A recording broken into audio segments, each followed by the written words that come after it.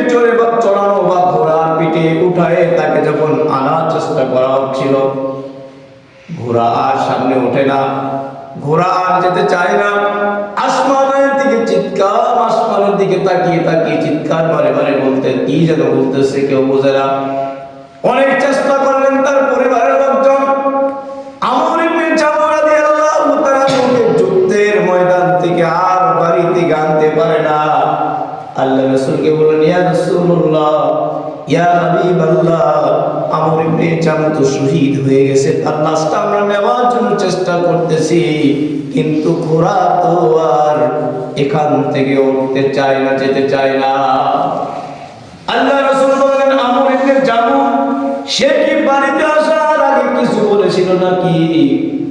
তার স্ত্রী বললেন, ইয়া রাসূলুল্লাহ, হ্যাঁ হ্যাঁ, সে যখন যুদ্ধের ময়দানে আসবে তখন আসমানের দিকে হাত তুলে দোয়া করছিলেন, হে আল্লাহ, আমার লাশটা যেন আর বাড়িতে না হয়।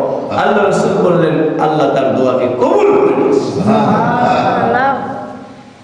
উহুদের প্রান্তে তাকে দাফন করে দেওয়া, উহুদের প্রান্তে দাফন করে দেওয়া হয়েছে। ইসলাম তাদের জীবনকে তারা কি মনে করেছে?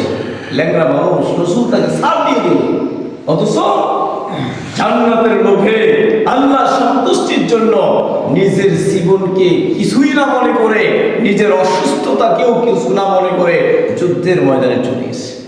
এই জন্য আমরা আমাদের জীবনকে এভাবে সাজাতে থাকবো, ইনশাআল্লাহ। পারবো কিনা?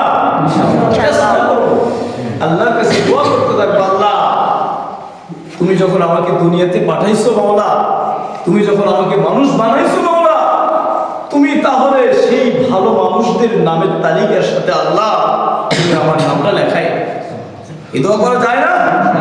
এই দোয়া করতে থাকি, চেষ্টা করতে থাকি, আল্লাহ হয়তো কখনো আমার দোয়া কবুল করে নিতে পারে। এই জন্য খুবই চেষ্টা করতে থাকি।